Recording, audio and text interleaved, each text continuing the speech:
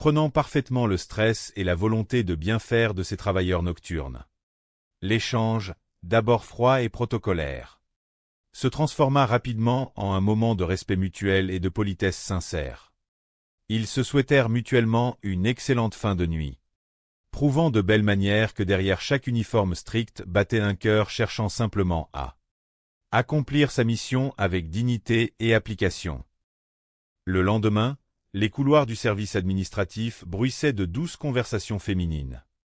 Jeanne, Carole et Maëva, 3 femmes au caractère bien trempé mais complémentaires, partageaient leurs doutes, leurs espoirs et leurs expériences professionnelles.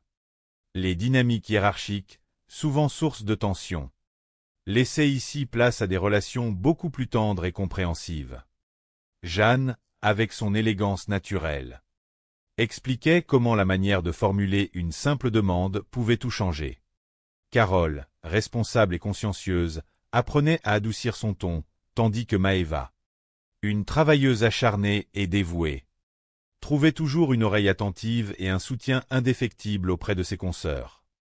Les petites incompréhensions, comme la façon de demander poliment de préparer un café le matin, étaient systématiquement résolues grâce à une solidarité féminine véritablement inébranlable. Elles formaient un trio soudé, prêt à se soutenir mutuellement face aux petits défis du quotidien. La question de l'aménagement de l'espace de travail suscitait également des conversations amusantes et pleines de légèreté. Un nouveau bureau, réputé immense, venait d'être libéré à l'étage supérieur. Hervé et Philippe s'amusaient comme des enfants à imaginer toutes les extravagances qu'ils pourraient y réaliser. Ils parlaient d'y installer un vaste canapé de velours pour les pauses méridiennes, d'y déambuler en toute liberté pour stimuler leur créativité, et même, dans un élan d'humour absurde, d'y garer un immense camping-car pour partir en vacances sans même quitter leur lieu de travail. Leur rire résonnait dans les couloirs, chassant la monotonie. L'humour et l'autodérision primaient toujours sur la jalousie ou les mesquineries de bureau. Chacun se réjouissait sincèrement du bonheur de l'autre, sachant que la véritable richesse de leur environnement de travail résidait dans cette merveilleuse complicité quotidienne. Le départ imminent d'un jeune employé du service comptable fut l'occasion pour toute l'équipe de lui témoigner une profonde affection. Bien que son indemnité de départ octroyée par la direction fût relativement modeste, les mots d'encouragement et les sourires de ses pairs valaient bien plus que tout l'or du monde. Ils se cotisèrent secrètement pour lui offrir un magnifique bouquet de fleurs et une carte de vœux, couverte de petits mots tendres et d'anecdotes joyeuses. Ils lui organisèrent un petit adieu chaleureux autour de la machine à café, lui rappelant avec émotion qu'il ferait toujours partie de leur grande et belle famille professionnelle. Ces moments de transition, souvent marqués par la nostalgie, se transformaient ici en de véritables célébrations de l'amitié et du chemin parcouru ensemble. L'imagination de ces collègues exceptionnels vagabondait très souvent pendant les pauses bien méritées. Un jour de pluie fine, ils se lancèrent dans un grand débat philosophique sur ce qu'ils feraient s'ils possédaient une machine à remonter le temps. Tandis que certains rêvaient de grandes aventures historiques ou de changer le vaste cours de la grande histoire du monde, d'autres, guidés par un amour filial profond et bouleversant, faisaient des choix beaucoup plus intimes. L'un d'eux confia avec une émotion palpable dans la voix qu'il utiliserait cette technologie, incroyable uniquement pour retourner un lointain soir de décembre de l'année 1960, sur une petite route départementale. Son seul but serait d'empêcher sa chère mère de sortir sous une pluie battante pour changer la roue crevée de sa vieille automobile, lui évitant ainsi de contracter une terrible maladie qui l'avait tenu alité durant de longues semaines. Cette tendresse inattendue, cet amour absolu pour la figure maternelle, toucha le cœur de tous les auditeurs présents. Le grand débat sur les paradoxes temporels s'effaça instantanément devant la beauté pure et simple de cette déclaration d'amour filial, rappelant à tous que les gestes les plus héroïques étaient souvent les plus discrets. L'effervescence joyeuse s'empara à nouveau des bureaux lors des préparatifs minutieux du grand séminaire annuel de l'entreprise. Le traditionnel tirage au sort pour l'attribution des chambres d'hôtel provoqua des rires et des Surprise agréable. Le hasard désigna Jeanne et Fred pour partager la même chambre. Leur différence de caractère. L'une accordant une importance capitale à ses rituels de beauté apaisants et à ses crèmes hydratantes merveilleuses, l'autre arborant une attitude beaucoup plus détachée et naturelle. Promettait des moments de franche rigolade et d'une belle complicité naissante. Plutôt que de redouter cette proximité forcée, elles s'en amusèrent grandement, échangeant des conseils bienveillants sur la vie et apprenant à s'apprécier au-delà des apparences. Professionals. L'amour. Le romantisme et la grande parade de la séduction n'étaient jamais très loin dans l'esprit de ces collègues pleins de vie. Jean-Claude, désireux d'ajouter une corde à son arc et de trouver l'âme sœur, confia avec une fierté touchante qu'il avait investi la somme de 6500 francs dans des cours intensifs de tango argentin. Il espérait secrètement charmer de belles dames mûres avec cette danse extrêmement élégante et passionnée.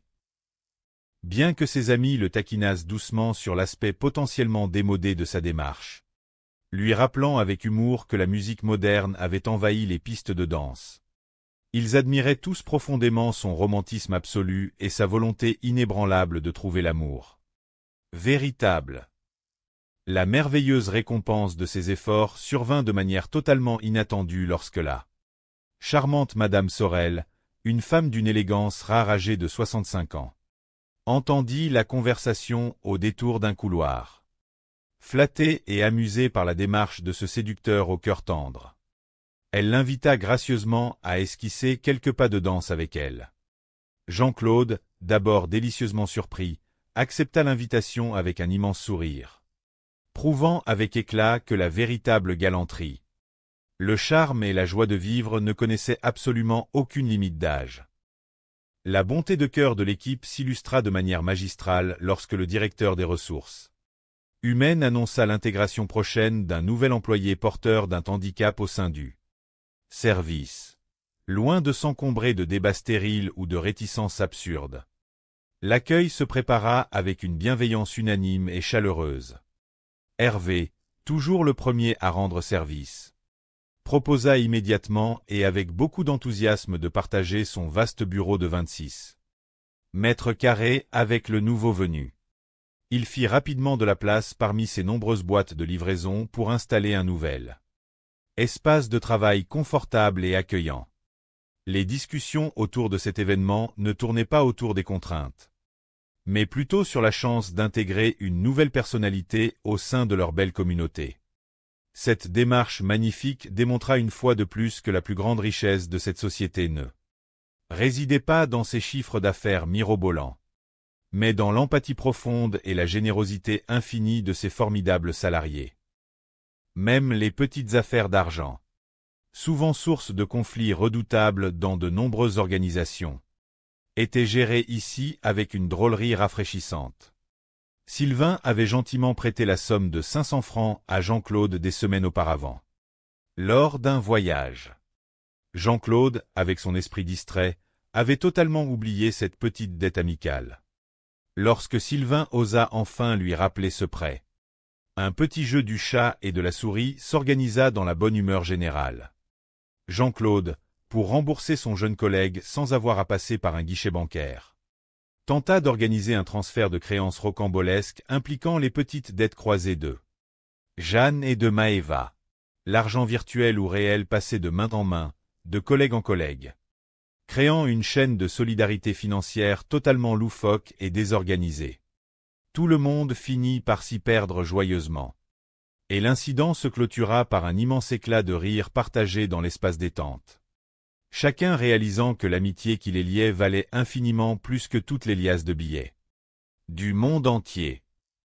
Les examens médicaux annuels organisés par la médecine du travail apportaient parfois leur lot de petites inquiétudes passagères, mais le groupe savait toujours comment ramener la sérénité face aux petits maux du quotidien, à la fatigue accumulée ou aux tensions musculaires dues au stress de la vie moderne. Les femmes se rassuraient mutuellement avec une tendresse infinie, tandis que les hommes, par leurs plaisanteries légères et maladroites, tentaient de dédramatiser la situation. Le soutien moral